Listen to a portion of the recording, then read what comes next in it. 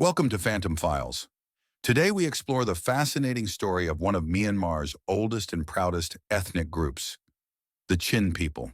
Guardians of Great Hornbill, from ancient migrations through rugged mountains to fierce resistance in wars, and the unique way they've preserved their culture and faith. This is the history of the Chin in Myanmar. The origin of the Chin people traces back to the Tibeto-Burman migration, believed to have started around the 9th to 10th century AD. They journeyed from central China through the Himalayas and settled in the Chin Hills, located in what is now western Myanmar. Their homeland, a land of high mountains and deep valleys, was both a refuge and a challenge. The Chin didn't settle in just one place. Instead, they formed many small villages and tribes, such as the Zomi, Lami, Cho, Kuki, Mizo, and Asho Chin, each with its own dialect and leadership. This geography helped them preserve their independence for centuries, but it also made unity difficult. In the ancient Chin Hills, tribal wars were common. Chin society was organized into clans and tribes, each with its own chief, and often conflicts broke out over territory, cattle, or revenge. One notable feature of Chin warfare was the tradition of headhunting, especially practiced before colonial times. A warrior who brought back enemy heads was seen as brave and was given high social status. Because of their fragmented nature, the Chin tribes didn't unite under a single kingdom, and that made them vulnerable to external powers later. Throughout history, the Chin people had conflicts and interactions with Burmese kingdoms, especially during the Konbaung dynasty. Kingdoms like Pagan, Ava, and later Konbaung tried to control or raid the Chin Hills, but they faced strong resistance. The Chin used guerrilla tactics in the terrain to their advantage. In ancient times, Shan Salfas extended influence westward toward Kalkabau Valley, aiming to control trade and taxation.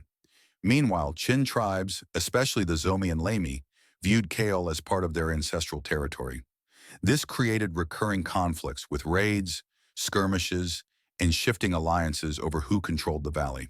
According to local traditions and oral histories, Kel was believed to be founded by the Shan people or rulers from the Minsang Pinya period, around the 13th to 14th centuries.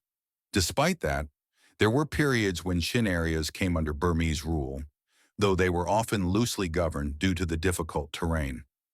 It wasn't until the British arrived that the fate of the Chin region drastically changed. In the late 18th century, the British Empire expanded into Burma, and in 1890 they launched military campaigns into the Chin Hills.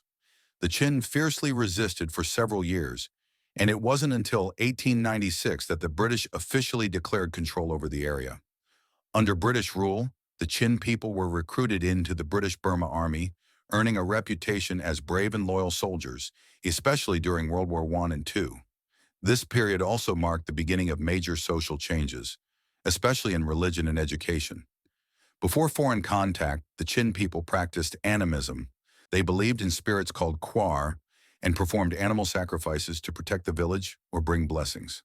But in the late 18th century, American Baptist missionaries arrived in the Chin Hills. Especially in 1899, Reverend Arthur E. Carson and his wife, Laura Carson, American Baptist missionaries, arrived in Hakka, now the capital of the Chin state. They were sent by the American Baptist Missionary Union. They were the first Christian missionaries to set foot in the Chin Hills, and they began learning the Chin language, developing a writing system and translating the Bible. Early 1900s, they began preaching the gospel, and within a few years, the first Chin converts were baptized.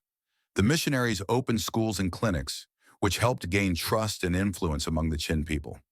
Within a few decades, Christianity spread rapidly. Today, over 90% of Chin people are Christians, mostly Baptists, making the Chin the most Christian majority group in Myanmar. After Myanmar gained independence in 1948, the Chin became one of the officially recognized ethnic groups. They were granted Chin State in 1974. But the journey hasn't been easy. The Chin people have faced economic hardship, lack of development, and conflict, especially under military rule. From tribal warriors to modern fighters for justice, the Chin continue to make their mark in Myanmar's story.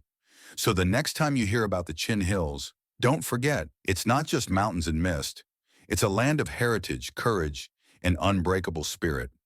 And let us remember, history should unite us, not divide us. The Chin, just like the Shan, Bamar, Kachin, Karen, Rakhine, and all ethnic groups in Myanmar, deserve respect, dignity, and an equal rights. This video is not to promote any form of ethnic discrimination or hatred.